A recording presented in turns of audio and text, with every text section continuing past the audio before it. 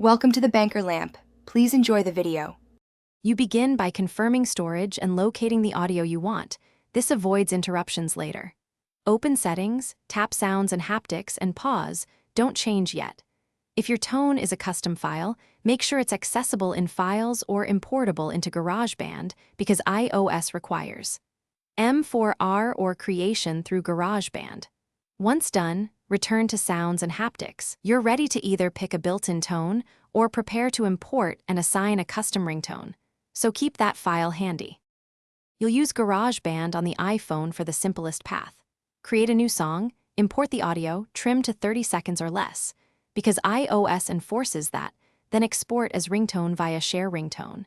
If you prefer a computer, convert to M4R and add the file in Finder when the iPhone is connected, then sync or drag it into tones. Make sure to name the ringtone clearly, because once exported it appears under Sounds and Haptics as a selectable item. You finish by assigning the new sound. Go to Settings, Sounds and Haptics Ringtone and select your created tone, tap to preview and confirm. If it doesn't appear, re-export from GarageBand or reconvert to M4R and ensure the file was synced. Check that the audio is under 30 seconds and not DRM protected.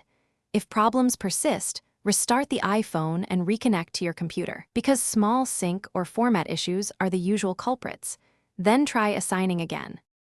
Thanks for watching. If this was helpful, leave a like and consider subscribing. See you next time.